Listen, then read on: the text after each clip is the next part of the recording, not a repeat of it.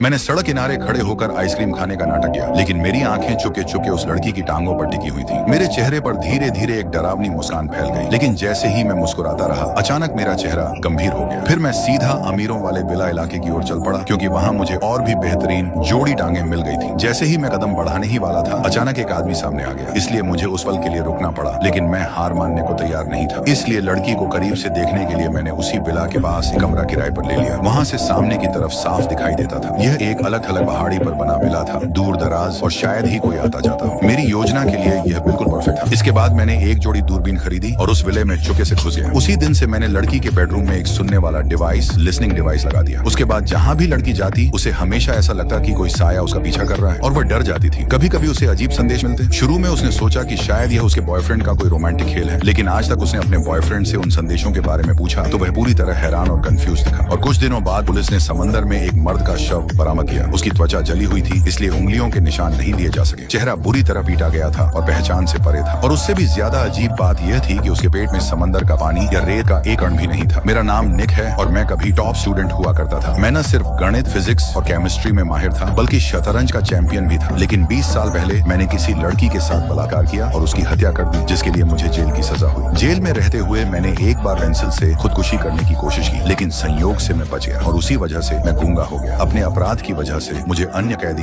हमेशा तंग करते थे, इसलिए अपनी स्थिति बदलने के लिए मैंने पागलों की तरह ट्रेनिंग की। मैंने अपने शरीर को इस्पात की तरह मजबूत बना लिया। मैंने कभी किसी से बात नहीं की। फिर एक दिन मैंने अपना मन बदल लिया। मैंने जेल के बॉस को चुनौती दी। शावर रूम में मैंने अकेले 4 आदमियों से लड़ाई की। अपने शरीर में मौजूद उस निर्दयी ताकत से मैं न सिर्फ टिका रहा, बल्कि उन चारों को अपंग कर दिया। उस दिन के बाद किसी ने मुझे छूने की हिम्मत नहीं की। 20 साल बाद आखिरकार मुझे रिहा कर दिया गया। सोशल वेलफेयर ऑफिस ने मुझे एक म्यूजिक स्टोर में नौकरी दिलवाई। उम्मीद थी कि मैं नया जीवन शुरू कर समाज में वापस शामिल हो जाऊंगा, लेकिन मेरे दिल में एक ऐसा ग्रंथि था जो कभी नहीं सुलझा। वह थी उस लड़की की जिसकी मैंने हत्या की थी। उसी रात मैं व्यस्त शहर के डाउनटाउन इलाके में गया। मेरी आंखें गुजर रही लड़कियों पर बार बार टिक रही थी, और उन टांगों ने मुझे गहरी तृप्ति दी। कुछ पल चुप रहने और शैतानी ख्यालों के बाद